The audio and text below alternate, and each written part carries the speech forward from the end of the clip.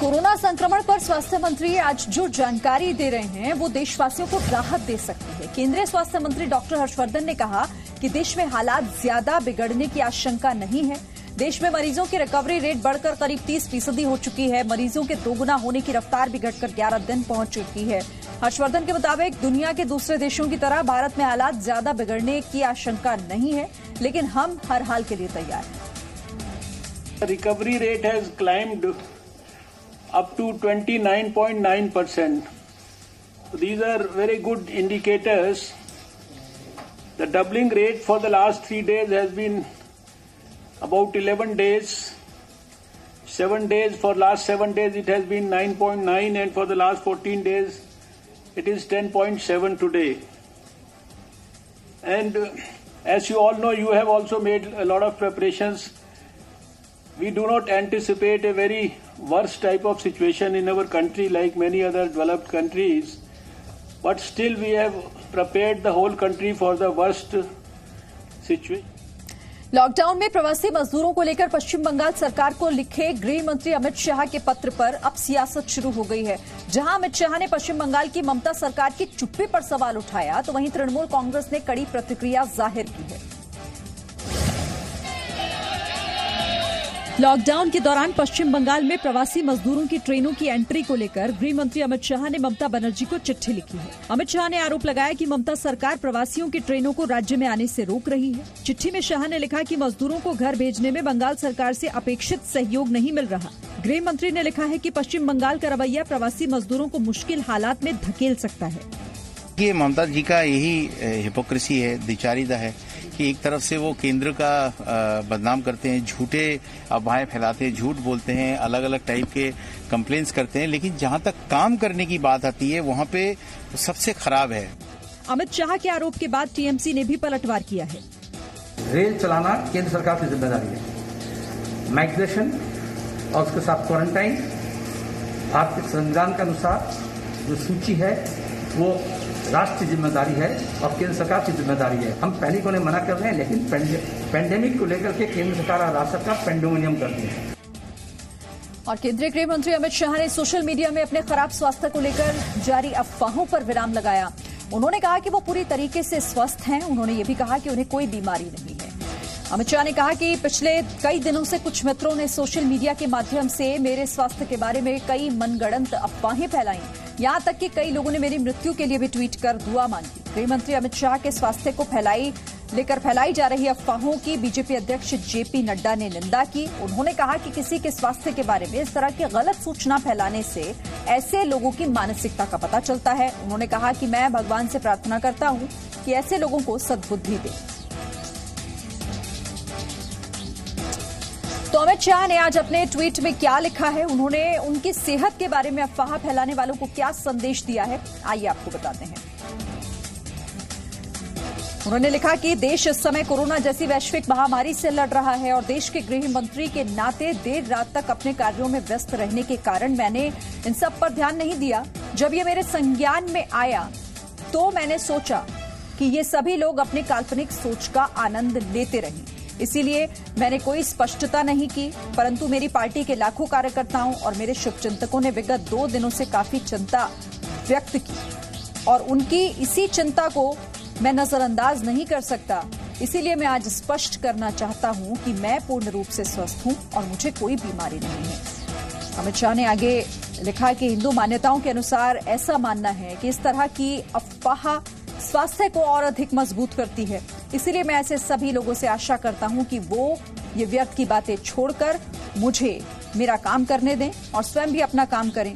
मेरे शुभचिंतकों और पार्टी के सभी कार्यकर्ताओं को मेरा हालचाल पूछने और मेरी चिंता करने के लिए मैं आभार व्यक्त करता हूं।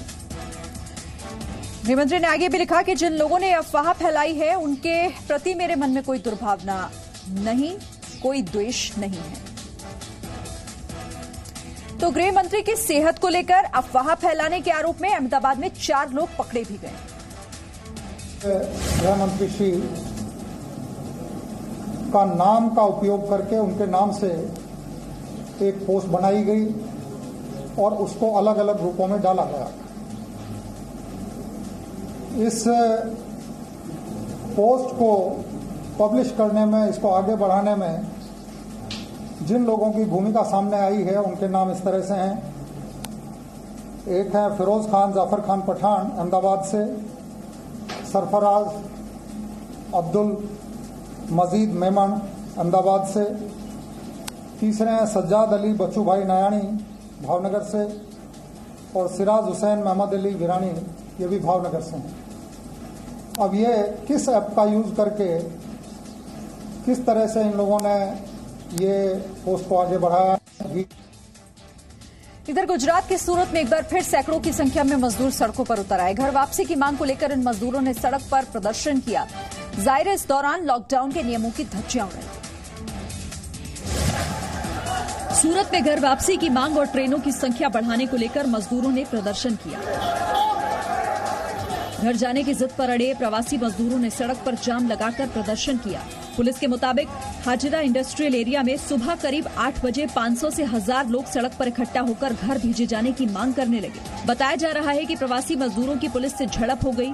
इसके बाद 40 से ज्यादा मजदूरों को हिरासत में ले लिया गया। भीड़ पर काबू पाने के लिए पुलिस को आंसू गैस का इस्तेमाल करना पड़ा।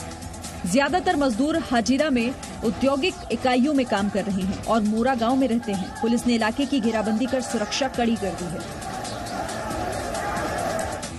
मुंबई के समता नगर के बाहर पुलिस थाने के बाहर एक लंबी लाइन देखने को मिली और ये लाइन प्रवासी मजदूरों की थी जो घर जाने के लिए फॉर्म भरने और जमा करने के लिए यहां पर इकट्ठा हुए थे। लॉकडाउन के बीच पैसों की कमी की वजह से प्रवासी मजदूर जल्द से जल्द घर लौटना चाहते हैं।